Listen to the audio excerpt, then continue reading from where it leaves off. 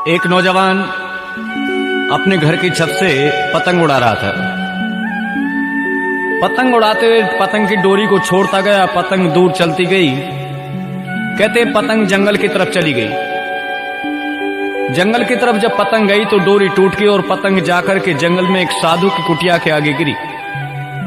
साधु ने इस पतंग को देखा और उठाकर के अपनी कुटिया में रख लिया। ये नौजवान वहां पर गया और जाकर के कहता है कि स्वामी जी महाराज इधर पतंग आई थी। सन्यासी ने कहा बेटे पतंग आई थी। ये नौजवान पूछता है स्वामी जी पतंग कहाँ है? सन्यासी ने कहा बेटे कुटिया में रखी है। ये नौजवान अंदर गया और जाकर के कुटिया से पतंग को निकाल लाया। स्वामी जी महाराज कहते हैं रे तू पतंग भी उड़ा लेता है?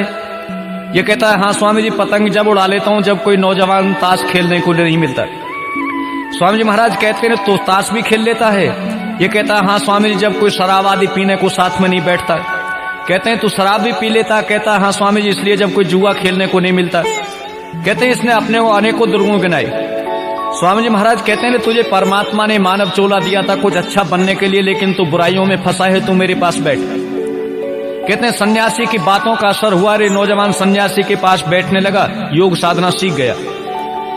इसको 2-4 महीने जब बीत गए तो कहने लगा स्वामी जी मेरे परिवार भी है, मेरी माँ है, बहन है, भाई है और पत्नी है।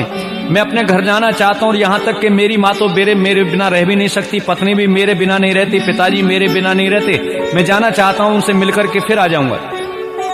स्वामी जी महाराज ने इसे समझाया बेटे दुनिया में कोई किसी का नहीं है, माँ बाप पत्नी आदि कोई भी किसी का नहीं है, केवल तू ही अपना कर्म अपने आप भोगेगा। ये कहता है स्वामी जी ऐसे कैसे हो सकता? कहते हैं अगर तुझे विश्वास नहीं तो परीक्षा कर ले।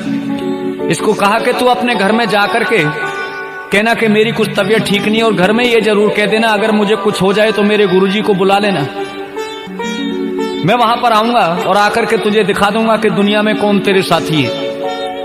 कहते हैं नौजवान स्वामी जी महाराज की बात को मान करके गया और जैसे ही घर पहुंचा तो माँ बहुत खुश हुई, पत्नी बहुत प्रसन्न हुई। पति आया, माँ ने कहा बेटे रोटी खा लो। ये नौजवान कहता है माँ कुछ तबीयत ठीक नहीं है, आज मैं भोजन नहीं करूंगा। इसने कहा नहीं बेटे कुछ तो खाना पड़ेगा। इसने कहा थोड़ी देर में आराम कर लूं। और कहता है मेरी तबीयत कुछ खराब है, अगर ज्यादा खराब हो जाए तो देख लेना। और यहां तक इसने कह दिया कि अगर मेरी कुछ ज्यादा तबीयत गड़बड़ हो तो डॉक्टर को मत बुलाना, मेरे गुरुजी निकट में वहां कुटी पे रहते हैं, गुरुजी को बुला लेना।